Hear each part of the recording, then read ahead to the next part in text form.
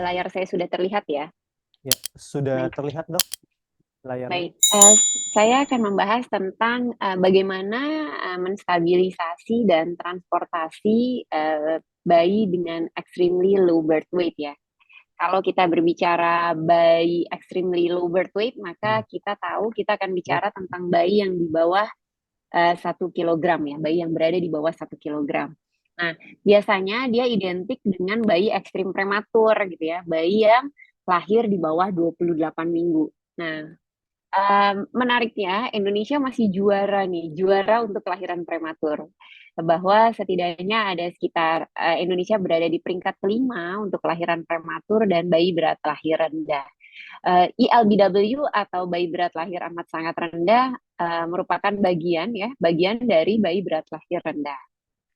Nah, dengan kita ketahui semakin kecil ya, semakin kecil bayinya, semakin kecil beratnya. Jadi semakin kecil bayinya, semakin muda gitu ya usia gestasinya, semakin muda, semakin kecil berat lahirnya. Ternyata angka kematiannya itu akan makin besar. Bisa kita lihat di sini ya. Ini dari kepustakaan dari BMC tahun 2018. Makin kecil angka kematiannya ya mortalnya dia akan makin tinggi dibandingkan bayi yang makin besar. Begitu pula dengan usia gestasinya yang semakin kecil, maka angka kematiannya akan lebih tinggi dibandingkan usia kehamilan yang lebih besar. Nah, waktu kita menghadapi seorang bayi, maka kita bersiap untuk sesuatu proses yang paling besar dalam kehidupannya, yaitu adalah transisi dari kehidupan saat dia di dalam kandungan, kemudian ke luar kandungan. Nah, prinsipnya yang kita ketahui adalah bayi tersebut harus lahir dan bernafas ya. Itu prinsipnya ya. Karena kenapa? Kita tahu bahwa di dalam kandungan dia akan hidup dengan lingkungan dengan oksigen yang rendah ya. Begitu dia lahir, ada manuver kompresi ya, melewati jalan lahir ataupun dia melewati seksio cesaria ya, bayi tersebut bisa mendapatkan 3 kondisi. Dia bisa beradaptasi dengan baik, akhirnya dia normosia, fisiologik, dan masih mungkin ada stres oksidatif, tapi dia juga bisa berada dalam kondisi bayinya tersebut lahir dengan kondisi yang hipoksia, kemudian dilanjutkan dengan hipoksemia, bradikardi, dan akhirnya bisa risiko kematiannya akan meningkat. Tetapi apabila kita resusitasinya juga terlalu berlebihan ya, tidak memperhatikan, tidak memonitoring dengan baik, akan ada risiko kondisi hiperoksia pada bayi tersebut dan ini akan mencetuskan stres oksidatif dan dia akan berdampak baik jangka pendek ataupun jangka panjang. Nah, oleh karena itu ada yang namanya the first golden hour ya, the first golden hour. Artinya dalam 1 jam pertama bayi tersebut harus stabil, mudah diucapkan tapi kenyataannya tidak segampang hal tersebut ya. Terutama saat kami sekarang menjalankan penelitian, kami merasakan the first golden hour itu merupakan hal yang sangat sulit ya. Kita sering sekali menggaung-gaungkan the first golden hour, tetapi kenyataannya tidak semudah yang dipikirkan gitu ya. Apalagi untuk bayi yang berat lahir amat sangat rendah, dia akan kemungkinan sulit untuk beradaptasi karena sistem di tubuhnya masih imatur. Ya, nah, biasanya masalah utamanya selain pernafasan ya, pernapasan khas untuk seluruh bayi, semakin kecil bayinya resiko hipotermianya dia akan semakin besar gitu ya. Nah, yang kita harus ketahui bahwa bayi tersebut tidak boleh hipotermi dan dia harus bernafas gitu ya, harus bernafas. Kita ingat teorinya di dalam kandungan saat masih janin paru-parunya tidak berfungsi, begitu dia lahir adanya pernafasan inisial ya membuka alveolus yang tadinya tidak berfungsi, alveolusnya harus menjadi besar gitu ya, buka, akan terjadi pertukaran gas antara oksigen dan CO2. Siapa yang mempertahankan alveolus tetap terbuka adalah adanya surfaktan. Nah, masalahnya adalah semakin bayinya kecil, semakin bayinya prematur gitu ya, surfaktan ini yang sering terganggu ya, sering terganggu sehingga kita perlu menstabilkan sejak awal sistem respirasinya, memastikan kita mengkonserv surfaktan sehingga pernafasannya akan baik dan bayi tersebut memudahkan dia dalam transisi dari intrauteri ke ekstrauteri. Oke. Ini ada sebuah kasus, uh, jangan dulu panik bahwa wah dokter Putri nih kebiasaan nih ngasih kuis, enggak ya. Jadi yang pertama adalah kasus dan apa yang akan kita lakukan setelahnya. Ibu 36 tahun, hamilnya dengan usia kehamilan 26 minggu dengan TBJ-nya adalah 720 gram ya. Eh, Saat ini didapatkan CTG kategori 2, diputuskan untuk melaksanakan seksio sesaria dengan ibunya dari riwayat preeklamsia berat. Gak ada riwayat trauma, tapi pematangan parunya baru 1 dosis ya, 1 jam sebelum persalinan.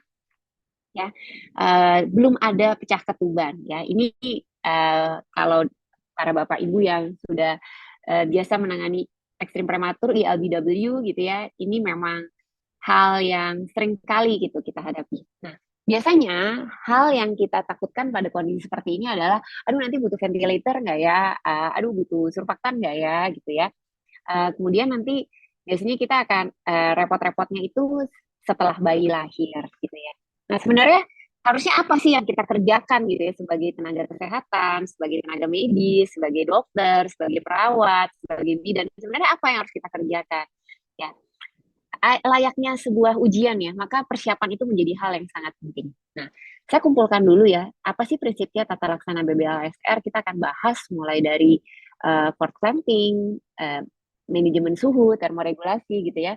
Kemudian adalah bagaimana bantuan pernafasannya, kemudian pemantauan selama fase transisi, bagaimana mengatasi defisiti surfaktan, dan pemberian kafein sitrat. Ini kita akan bahas satu persatu. Nah, yang pertama, makin ke sini era untuk menangani bayi makin makin muda ya. Mungkin kalau di Indonesia sekitar 25 minggu, kalau di negara lain, contohnya Jepang gitu ya, Jepang mikropriminya sudah mulai banyak gitu ya. Sehingga mereka bahkan Jepang, Kanada gitu ya, mikropriminya udah mulai banyak, mereka punya untuk panduan tata laksana untuk gestasi yang 22-23 minggu. Nah, ini adalah bagian dari golden hour. Nah, begitu kita mau mencapai golden hour, maka tidak bisa saat setelah bayinya sudah lahir gitu, baru kita bersiap wuru-wuru gitu, itu nggak bisa. Itu pasti nanti hasilnya akan tidak baik. Sehingga akan ada beberapa hal yang harus kita kerjakan. Oke? Kita mulai satu persatu, kita lihat dulu di pojok kiri atas, ini adalah kondisi yang sebelum lahir. Sebelum lahir, disebutkan bahwa kita harus membentuk tim resusitasi dan lakukan briefing tim. Kenapa? Dengan tidak membriefing tim, resiko kecelakaan akan semakin tinggi ya, bukan kecelakaan di jalan raya ya, kecelakaan saat menangani bayinya ya, entah lupa lah nyalokin kompresornya, entah lupa lah menyalakan infannya, entah lupa lah menyediakan plastiknya. Oleh karena itu briefing tim itu penting sekali, dan siapa yang mau mengerjakan. Okay? Kemudian persiapan ruang bersalin atau operating theater, dan di sini dikatakan gunakan daftar tilik. Nah, daftar tilik ini nanti kita akan bahas ya, setelah ini poinnya adalah di situ. Jangan lupa edukasi orang tua. Termoregulasi, kita tahu konsepnya semua akan sama. Untuk extreme preterm adalah kita pakai plastik tanpa dikeringkan terlebih dahulu, kecuali area kepala dan area wajah ya. Nah, kalau dia pakai radiant warmer, atur suhu ruangnya sekitar 21-25, rata-rata kita akan memakai 25 derajat, dan apabila kita menggunakan humidifikasi, maka di chambernya kita akan atur suhu 36-37 derajat. Nah, bagaimana untuk delay cord clamping? Kalau bayinya butuh resusitasi aktif ya, resusitasi yang advance gitu ya, maka kita tidak mengerjakan DCC ya, delay cord clamping. Kemudian jangan lupa, kalau di negara maju dia udah pasang lead EKG di awal, biasanya bayi 22 minggu diintubasi, 23 minggu masih kemungkinan besar masih intubasi, kalau 24 minggu mereka sudah bisa tuh dengan nasal CPAP gitu ya. Nasal CPAP jika dibutuhkan intubasi gitu ya. Nah, diameter ETT-nya biasanya pakai 2,5 atau 2 ya. Mungkin sekarang susah dicari 2, tapi rata-rata kita pakai 2,5. Kemudian dia bahkan langsung udah mengetahui batas sudut bibirnya tuh berapa gitu. Jadi sekitar 5,5 cm, kalau bayi yang lebih besar sekitar 5,5 sampai 6. Nah, pressure-nya mungkin melihat panduan ya, panduan resusitasi neonatus sekarang kita atur 20, 25 atau 30 gitu. Nah, kapan kita pakai 20? 20 itu buat yang bayi yang mikroprimi ya, jadi 24 minggu tuh 20. Di atas itu kita pakainya 25 ya. Selebihnya turun-turun seperti ini. Nah, kalau kita nanti pakai ventilator, settingnya akan seperti ini. Ya.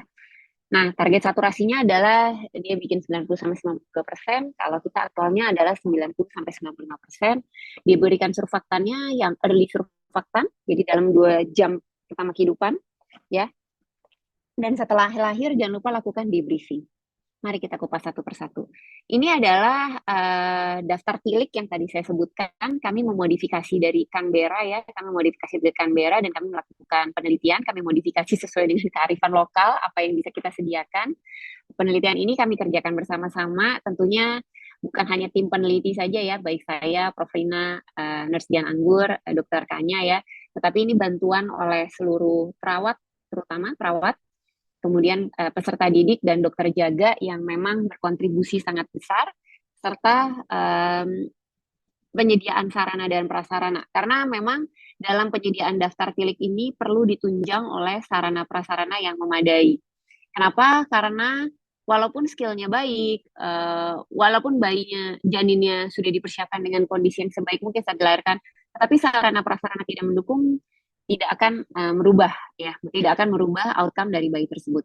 Ini suatu quality improvement project yang kami kerjakan, yaitu adalah penggunaan daftar tilik penanganan bayi baru lahir ekstrim prematur. Jangan khawatir kecil-kecil seperti ini, tapi kita jabarkan satu persatu.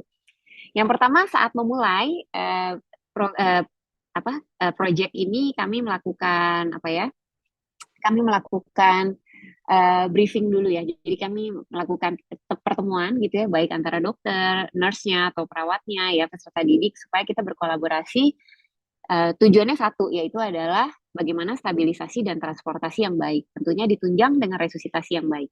Nah, di sini akan dilihat bahwa siapa tenaga kesehatan yang hadir saat resusitasi. Pentingnya untuk apa? Bukan untuk apa-apa. Untuk kalau audit kita gampang gitu ketemunya gitu ya.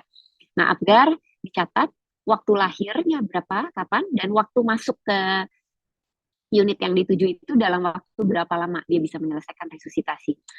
Tujuannya bukan hanya untuk meningkatkan kecepatan ya, tetapi kualitas dari layanannya tersebut.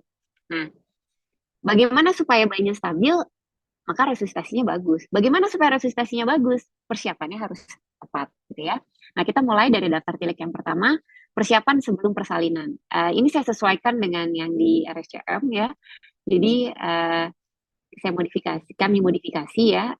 Yang pertama adalah konsultan neonatologi atau PPDS SP2 neonatologi terinformasi dan hadir, gitu ya. Nah, nanti kita akan saat melakukan checklist itu tinggal dicantreng aja iya atau tidak gitu ya. Nah, terus kita tahu pada bayi-bayi yang ekstrim prematur atau ekstrim low birth weight, defisiensi surfaktannya risikonya akan cukup tinggi walaupun dia sudah mendapatkan pematangan ini ya, steroid antenatal gitu ya. Dia steroid antenatal dia sudah dapat, maka kita sudah menyediakan surfaktan. Jadi kita sudah menyediakan surfaktan terlebih dahulu. Kemudian kita lihat lagi tipis resuscitatornya telah diperiksa baik tekanannya maupun flow-nya. Jadi kita mau alat-alat ini semua sudah tersedia sebelum bayinya tersebut lahir gitu dan dipastikan berfungsi. Nah, tantangan yang selanjutnya adalah waktu itu saya ditantang Prof. Rina, kemudian saya tantang lagi Nurse Dian Anggur gitu. Humidifiernya sudah diisi air dan dihangatkan. Pusing lah kita ya. Resusitasi selama ini kami terus terang tidak memakai humidifikasi gitu. Sehingga akhirnya kami berkolaborasi dengan vendor ya. Saya bilang sama Nurse Dian Anggur, nggak bisa, kita resusitasi harus yang benar ini. Karena soalnya kalau resusitasinya nggak benar, nanti bayinya juga akan cedera. Sehingga akhirnya bisa dimodifikasi dan jadilah tipis resuscitator. Ya, mungkin kursor saya bisa terlihat ya. Tipis resuscitator kita kombinasikan dengan humidifikasi, ada chambernya di sini. Sehingga saat resusitasi bayinya tersebut sudah bisa terhumidified dan heat ya, sudah bisa terhangat dan bisa terhumidifikasi. Nah, kemudian adalah inkubator transport ya, sudah dipersiapkan dan hangat. Ini masih challenging buat kita, tapi kita sudah mulai mengarah perbaikan dari alat-alat tersebut.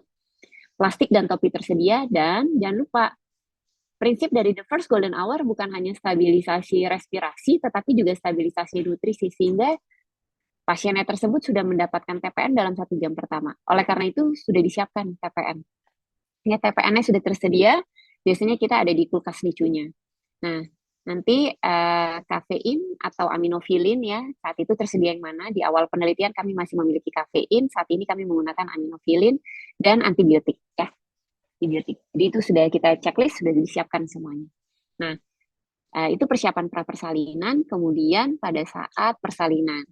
Pada saat persalinan, maka yang harus dipantau itu adalah suhu ruang operasi. Di awal-awal kami sudah sulit, tapi akhirnya kami komunikasikan ya, walaupun masih up and down ya. Tapi suhu ruangan operasi ataupun suhu ruang bersalin kita berharap di 25 derajat.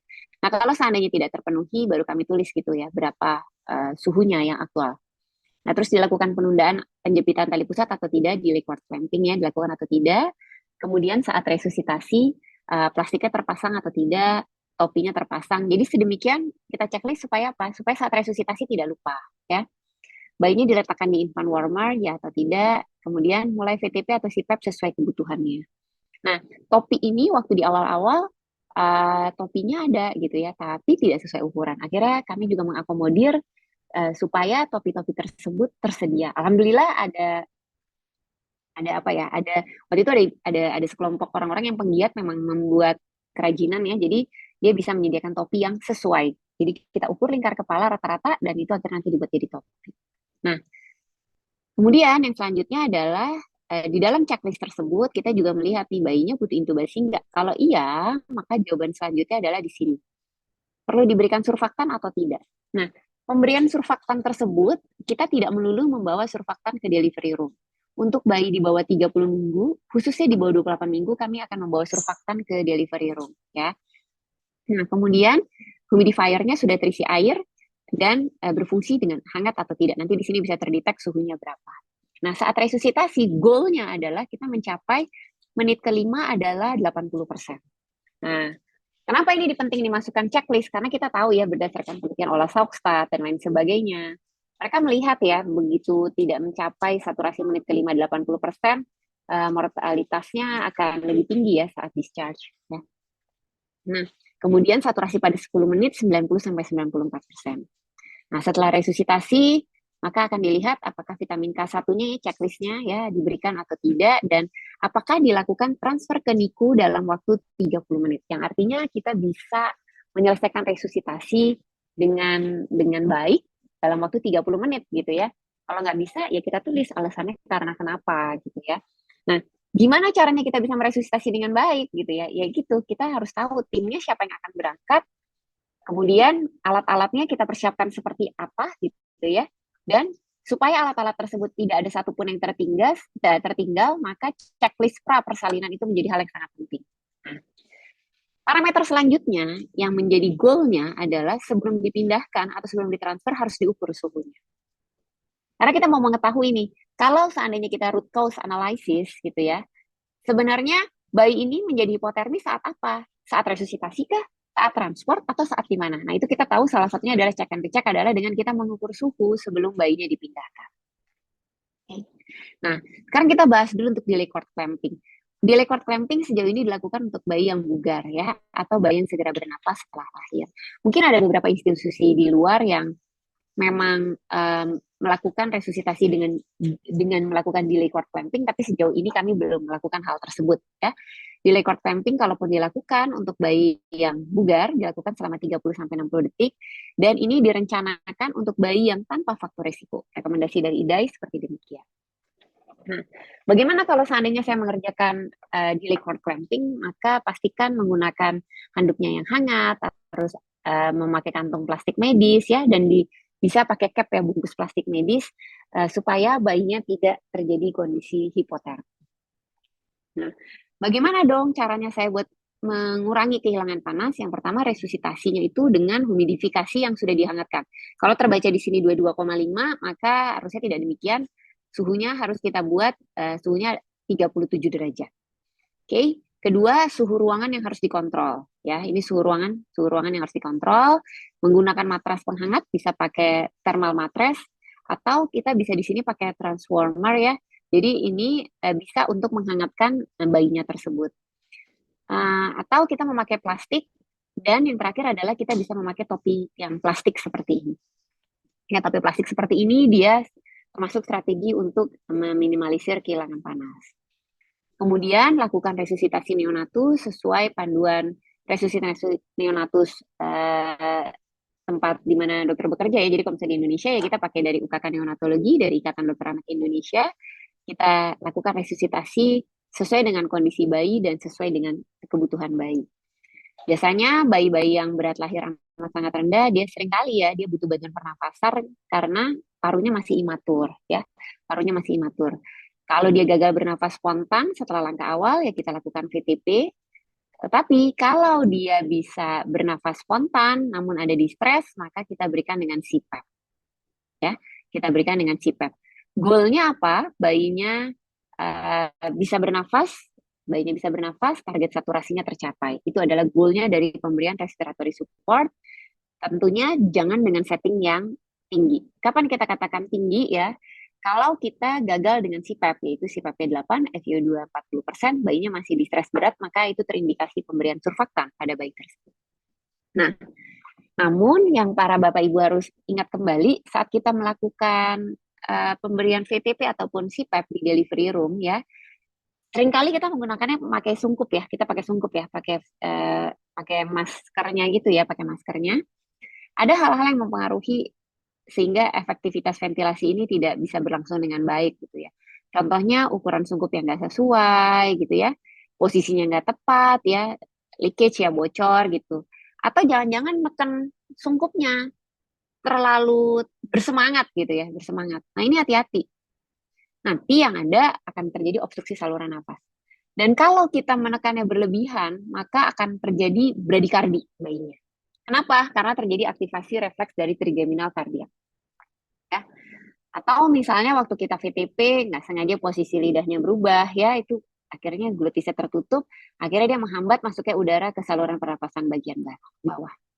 Nah, waktu VTP harus diingat, betul, saat pertama kali VTP, maka kita akan butuh pressure yang tinggi. Tetapi pressure yang tinggi itu belum tentu terus-menerus kita butuhkan, gitu ya. Belum tentu terus-menerus kita butuhkan. Kalau kita terus-terusan berikan, hati-hati nanti akan terjadi volutrauma, ya. Atau karena VTP-nya berlebihan bisa terjadi barotrauma. Nah, kondisi yang sebaliknya, kalau kita VTP tapi ternyata terlalu kecil pressure-nya, maka akan risiko terjadi atelektauma. Oke? Nah, ini harus diperhatikan saat kita mengenakan VTP dengan mask ya, sungkup. Kemudian saat di ruang resusitasi kita menggunakan heated and humidified gas ya di ruang bersalin seperti ini ya kalau kita zoom ya. Jadi ini tipis resusitatornya kita koneksikan dengan chamber,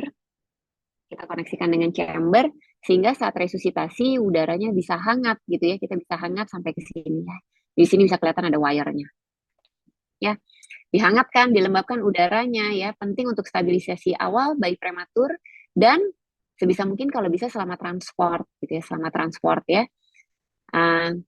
Karena kenapa? Kalau kita menggunakan humidifikasi yang sudah hangat suhunya akan lebih stabil pada bayi tersebut ya, terutama bayi-bayi dengan usia kehamilan di bawah 28 minggu. Nah, ini salah satu kegiatan yang waktu kita kerjakan saat penelitian ya, salah satu peserta kita. Ini kita lakukan resusitasi, kita langsung bungkus dengan plastik. Ya tentu ya, saya sih lebih suka untuk resusitasi yang kita bisa melihat langsung daripada video yang lain-lain gitu yang pasti masih banyak kekurangannya, tapi menurut saya ini sudah baik lah ya. Ingat plastik tadi masih diangkat, harusnya tidak boleh diangkat, tangan kita saja yang masuk. Nah saat melakukan resusitasi ini, kita sudah mengerjakan resusitasi dengan humidifikasi ini. Kalau misalnya di sini dilihat ya, sensornya ada di situ. Walaupun suhu bayinya masih 35,8, setting yang kita berikan adalah suhunya 36,5. Ini kita lihat di sini sebentar. Aduh, penolong yang di sini nggak mau geser ya, nggak bisa kelihatan deh. Nah, ini dia nih kelihatan ya. Tuh, bisa kelihatan ini ada sensornya sehingga suhunya tetap hangat untuk diberikan kepada bayi tersebut. Jadi dia diresusitasi dengan adanya humidifikasi.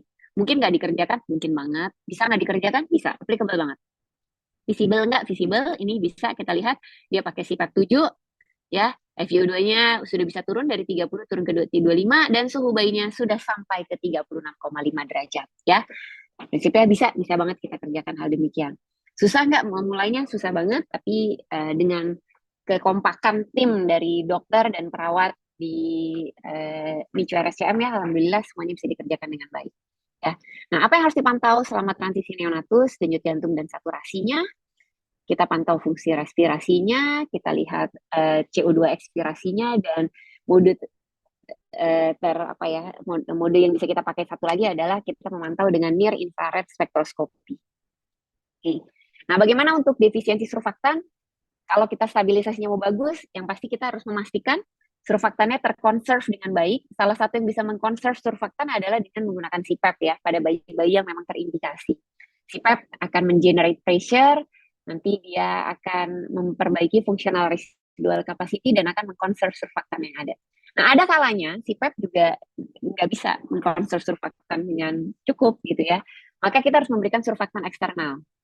Surfaktan eksternal bisa diberikan dengan dua metode yang paling sering adalah insure, intubasi, surfaktan ekstubasi, dan MIS ya, minimum invasif, surfaktan treatment. Jadi intinya adalah dia memberikan dengan cara bayinya tidak diintubasi ya, sebisa mungkin bayinya tidak diintubasi.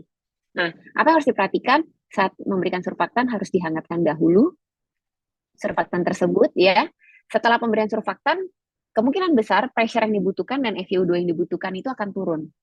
Nah, oleh karena itu penting sekali pemantauan saat fase transisi tersebut. Jadi kalau seandainya surfaktannya sudah masuk, target saturasinya sudah tercapai, distressnya perbaikan, maka waktunya kita menurunkan setting ventilasi yang kita berikan. Sejauh ini yang kita pakai umumnya adalah Beraktan ya. Beraktan dengan dosisnya 100 mg per kilo per dosis ya. Dosisnya atau 4 ml per kilogram berat badan.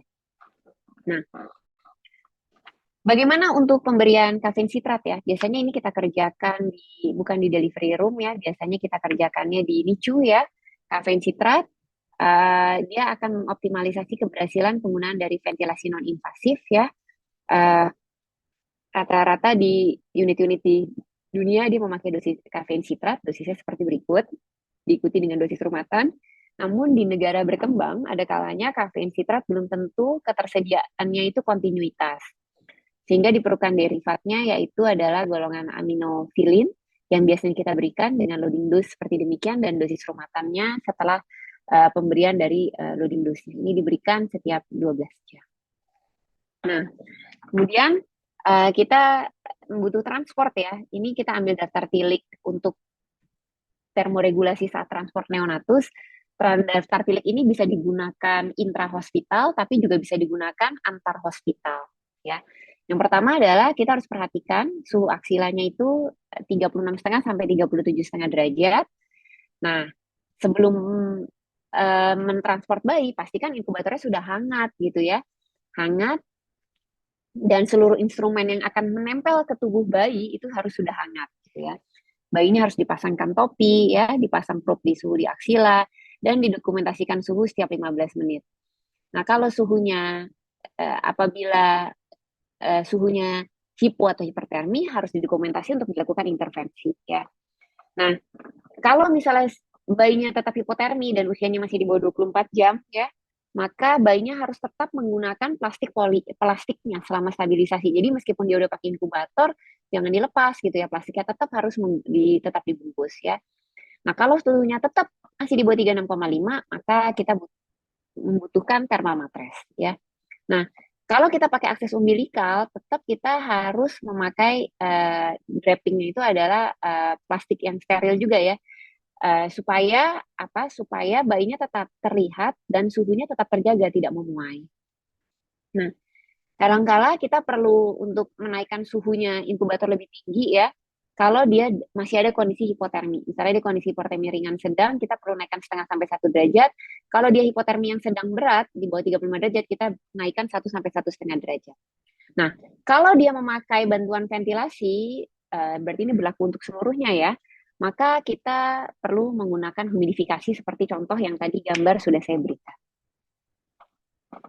Sebenarnya ini saya kemudian saat transport ke NICU, ya, saat transport ke NICU bisa seperti ini. Jadi ventilatornya bisa dicambungkan ke humidifikasi dengan chamber dan sirkuit yang ada wire-nya seperti ini, dan atau kita memakai tipis resuscitator bisa disambungkan seperti ini. Nah, tadi baru kita resusitasi dan stabilisasi. Sekarang resusitasi, stabilisasi, dan transport. Nah, sekarang begitu bayinya tiba nih. Bayinya tiba, yang tadi saya sebutkan bahwa penting sekali kita melakukan pengukuran suhu sekali lagi gitu ya. Buat apa? Karena kalau misalnya kita mau melakukan quality improvement project, maka kita harus tahu ini harus diperbaiki di mana saat kita melakukan resusitasi kah atau transport kah, ya. Nah, maka saat tiba, maka kita harus melakukan lagi suhunya, diukur berapa. Kalau nggak mengukur ya harus ditulis nggak mengukur, apa alasannya, lupa kah atau apa, karena pada prinsipnya kita pengennya bayinya bagus gitu, sehingga kita akan mendrill mengingatkan lagi untuk timbang berat badan dikerjakan atau tidak, dan apakah dibutuhkan surfaktan gitu ya. Kalau seandainya tadi di delivery room atau di operating theater belum dikerjakan, apakah mungkin saat tiba di NICU dia terjadi perburukan distres nafas dan membutuhkan surfaktan. Nah, ini tinggal ditulis ya atau tidak. Nih, the first golden hour, maka kita akan berbicara dalam 1 jam pertama. Nah, apa aja sih isinya the first golden hour? Yang pertama itu adalah kita memastikan anak tersebut sudah tidak berat lagi nafasnya, gitu ya. Yang kedua, kita pastikan bayinya udah nggak boleh hipotermi. Nah, ada kadang hal yang kita lupa adalah bayinya tersebut harus sudah mendapatkan nutrisi. Dan umumnya kita sudah memasang akses umbilikal. Sehingga akses umbilikal atau PICC sudah terpasang atau belum dalam 1 jam pertama. Bukan entar-entaran, bukan kita mintanya 2 atau 3 jam lagi, atau bahkan besok aja deh kita pasang gitu, enggak. Kita sekarang sudah melakukan adalah dalam 1 jam pertama itu kita membutuhkan akses umbilikal atau tidak. Akses umbilikal sudah terpasang, ya, atau PICC sesuai kebutuhan bayi tersebut. Terutama untuk bayi ekstrim prematur sudah pasti kita akan membutuhkan akses sentral. Kemudian antibiotika sudah diberikan dalam 1 jam pertama. Kafein atau aminofilin tergantung tersediaan saat itu sudah diberikan dalam 1 jam. Dan TPN bukan hanya dextrose ya, berarti TPN di dalamnya harus lengkap. Proteinnya harus sudah diberikan mulai dari dalam 1 jam. Kemudian di dalam 1 jam tersebut sampel darah sudah diambil. Ini saya modifikasi. Saya ambil untuk pemeriksaan DPL, kultur darah, dan golongan darah. Karena kenapa saya butuh golongan darah dan DPL? Kalau seandainya bayinya membutuhkan transfusi, kita bisa mengerjakan dengan segera. Kenapa nggak ngambil CRP saat di 1 jam? Karena kita tahu CRP belum naik di dalam 1 jam, ya. Dan mengerjakan AGD pertama. Karena kita mau tahu ini sejahtera atau tidak bayinya. Nah, untuk AGD-nya kami sekarang untuk bayi yang ekstrim prematur ya atau ELBW kami mengerjakan pula untuk laktat. Ya, kita mau mengetahui apakah ada kondisi hipoksia intrauterin pada bayinya. Ya, laktat dan GDS. Nah, inilah yang the first golden hour untuk dikerjakan. Oke. Selanjutnya, jangan lupa bahwa kita penting untuk mendokumentasikan riwayat kehamilan gitu ya. Riwayat kehamilan harus penting karena ada kala mungkin penyulit-penyulit selama kehamilan yang mungkin terlupakan saat anamnesis awal. Sehingga kita akan cross-check lagi setelah bayinya lahir dan kita dokumentasikan secara lengkap. Nah, selanjutnya kita akan melakukan pemeriksaan CRP dan bilirubin dalam 12-24 jam. Ya. Kenapa bilirubin? Karena rentan pada bayi IPREM ataupun ELBW untuk kuning ya di awal kehidupannya karena prematuritasnya juga. Dan di sini pencatatan selanjutnya apabila kita membutuhkan surfaktan dosis kedua. Ya. Nah, yang menariknya dalam IPREM ini, IPREM checklistnya, dia memberikan ASI perah nih di awal kehidupan, ASI perah atau ASI donor ya, 1 mili setiap 4 jam. Jadi 6 kali 1 ya kalau kayak gitu ya. Kalau persalinan spontan dia dalam 2 jam, persalinan SC dalam 4 jam. Susah memulainya, susah banget gitu ya, susah banget. Perlu reassuring kita untuk berkali-kali, tapi bertahap kita akan menuju ke arah sana. Nah, yang selanjutnya adalah kita memastikan lipidnya diberikan dalam 24 jam. Seperti yang tadi saya sebutkan, the first golden hour bukan hanya masalah respirasi gitu ya, tapi juga bukan respirasi saja, bukan kardiovaskular saja, tapi ingat ada faktor lain yaitu nutrisi yang memang berperan penting sejak di awal kehidupan. Semenjak kami mengerjakan penelitian ini, ada saya, Prof. Rina, ada Dokter Kanya, dan ini Nurse Dian Anggur ya, dari nggak hamil sampai hamil gitu ya, mengerjakan penelitian ini gitu ya, dan tentunya dibantu oleh tim dokter, tim perawat, dan penyediaan alat ya yang sangat baik di unit ya. Walaupun masih tentunya banyak kekurangan, kami alhamdulillah kami membandingkan sebelum dan sesudahnya, ternyata morbiditas terutama adalah untuk mortalitas ya, angka kematiannya lumayan menurun sebesar 12% ya. Sebesar 12% penurunannya angka kematiannya, dan penyulit lain seperti IVH, PVL dan ROP memang belum terlihat IVH juga belum terlihat, tetapi mortalitasnya sudah mulai terlihat. Karena ada faktor-faktor lain yang memang tidak bisa kita modifikasi. Tetapi setidaknya, alhamdulillah mortalitasnya sudah bisa menurun menggunakan daftar tilik ini. Sebagai take home message, kita tahu bahwa bayi ekstrim prematur menghadapi tantangan yang besar saat lahir karena imaturitasnya, sehingga penting sekali kita membantu dalam fase transisi dan dilanjutkan dengan stabilisasi. Namun kita ketahui bahwa keberhasilan stabilisasi ini ditunjang oleh persiapan yang baik sejak pra persalinan. Saya rasa itu saja yang bisa saya sampaikan. Lebih